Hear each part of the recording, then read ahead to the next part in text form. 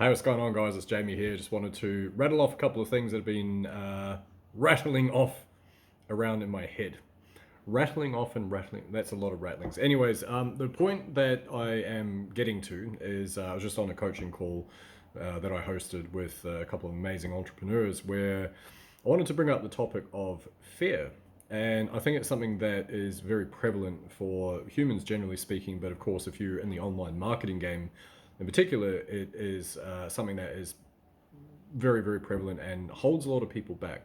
And so, just for context, for anyone that doesn't know my background and whatnot, I've been involved in affiliate marketing since 2011, and more specifically in Facebook organic marketing as my main kind of mechanism of coaching and selling and affiliate marketing stuff since 2018. Started finally getting traction about 2019, around about 4 years ago to the date, actually, funnily enough. So just celebrated the fourth anniversary of my first 10K month online, and obviously things have worked out kind of well ever since, right? Which is kind of cool. But I look back on my journey, and I see it really prevalent with a lot of the folks that I am in communication with. And it's this thing where a lot of folks are actually quite good at certain aspects of marketing. So to give you an example, they might be quite good at, say, putting out content, because we get told, okay, we need to be consistent. So they're consistently putting out content, which of course you need to do. You need to have some sort of visibility. You need to market yourself. You need to pre-sell what it is that you're promoting. You need to be able to help others out and hopefully give them inspiration and uplift certain things that they're going through. And they're pretty good at that. Most people, they're okay at it, right? It's something that more repetition is going to help you improve. And they're not too bad, especially in Facebook organic. They're not too bad at like adding people and attracting people into their world, all that type of stuff. But there's something that is often missing with these folks. And this is, like I say, the topic of this coaching call inside my Ultimate Marketing Mastermind program today. And basically, I wanted to dissect that a little bit, because the missing element for so many people is they fail to put out any offers. They fail to invite people to be part of their opportunity. And if that is yourself, if you're listening to this or watching this and you're thinking that's like me, that maybe that's why I'm not selling anything, because you're putting out content and it's talking about, hey, you got to work hard, you got to be motivated and be consistent. Well, we're in that tells me that there's like something next, like as the next thing I can do to go get help with whatever my problems are. So if you identify a problem, which is like, hey, if you're in online marketing, you need to be motivated to do it. Okay, well, that stands to reason. And if you'd like to continue being motivated in a supportive environment, drop a one below, and I'll reach out to explain how I keep motivated. Obviously a bad example, but you kind of get my point, right? It means that there's going to be someone that has a belief shift through absorbing your content, and then if you're not giving them that opportunity to take that next step, then you're actually doing them a disservice. Okay, and a lot of this stems from being fearful. I get it. I was very fearful for a very long time until I stopped caring. So I'm just going to cover off a couple of things that we're rattling around. Now, what I spoke about is a few things. So let's say that you were to put out an offer, okay? And so there's likely to be a couple of things that are going to pop up at that point. Number one is someone is a metaphorical hand raise. It's not necessarily they're going to buy, but they're going to put up their hand and say, yeah, I want some information. Cool, okay. So you reach out to them, you deliver a nice Google Doc, or you go back and forth in the DMs, or you book a call, you have a conversation, really relaxed one, you see if you can actually help them out, and then they make a purchasing decision and they buy. You make a sale, you get a Stripe notification, or you get a screenshot of your blimmin' commission notification coming through, whatever it is, right? And that's scenario one. Scenario two is someone raises their hand and they never get back to us. It happens all the time. People are cowards. They just, they're like, yeah, I want some information. Cool, here's the information. And then they're too cowardly to say, no, I'm not interested in this right now, or it's not the right time, or whatever. And so they just ignore you, right? And unfortunately, I can't control humanity. It's just going to happen. Just need to move on with it, right? The other part of it is they're going to raise their hand, and then they're going to get back to us and say, look, this sounds great, but just not right now. The best people in the world. I love you guys. You're amazing. Because why? It honors my time and energy. I'm not like wasting my time by seeing if you still need that thing. You expressed interest. Now, if I follow you up and you just ignore me, then you're actually doing me a disservice. It's also blowing up your inbox, so I don't quite know why people would do it. But anyway, it honors your time, honors my time, right? Which is why I like that. Someone raises their hand, they get frustrated at the audacity that you would have the sheer audacity to send an offer to them in their inbox after they've asked for their information, and they block us. So I would love it if I was joking at this point, but yes, that happens, right? People are just batshit crazy sometimes. The other two scenarios that I came up with, no one raises their hand at all. So put up a post, drop a one in the comments if you like information on how I can help you grow your business to $1 billion per month, right? No one raises their hand. So that's another scenario. And the last one that I came up with was no one sees our content. That's part of it as well. Now, what I wanted to unwrap a little bit, and I'm not going to go into the whole thing here, but I just wanted to touch on a couple of things because I feel like some of this may resonate for some of you. And those of you that this does resonate with, hopefully this helps you out, helps you inspire yourself to move forward in spite of that, right? So number one, going back to someone raised their hand, they buy. What are some potential fears off the back of that? No, number one is if we get a sale, we might be subconsciously fearful of not being able to support that person in alignment with the promises that we've made. Okay, so in order to craft an offer, we need to do a few things, one of which is to support our buyers along the way, right? It creates future buyers, it puts goodwill and equity into your audience, and it's just a really good game plan in order to elevate the perceived value of whatever it is that you're promoting. But,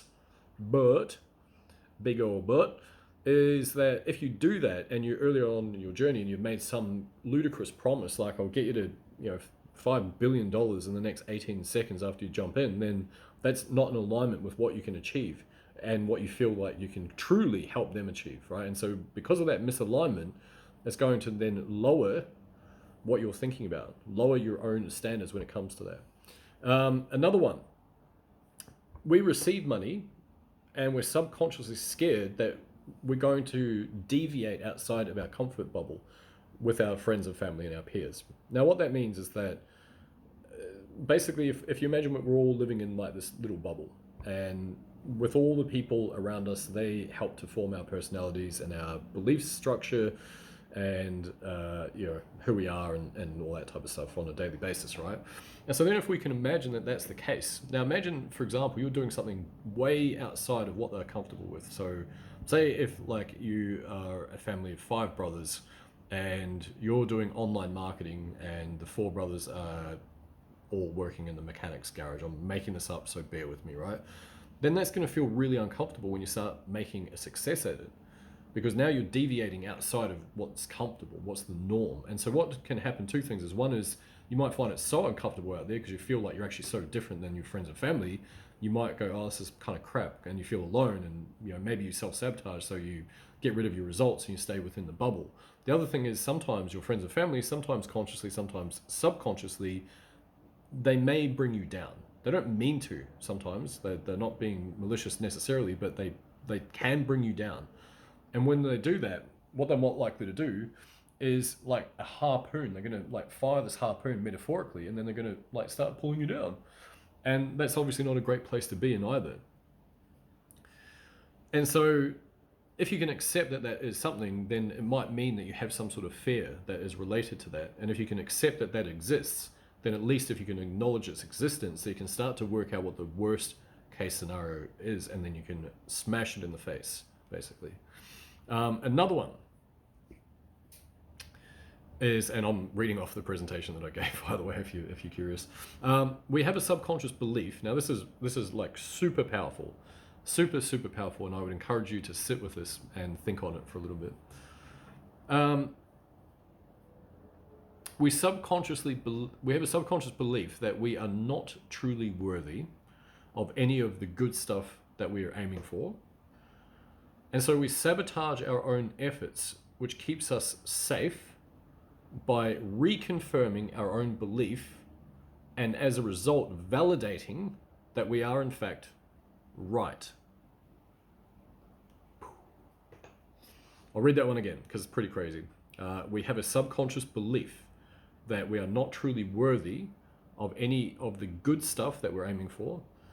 And so we sabotage our own efforts, which keeps us safe by reconfirming our own belief and validating that we are, in fact, actually right.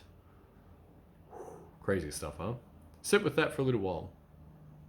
Sit with that, because I think when I started really addressing this one in particular, I was like, oh shit, that sucks.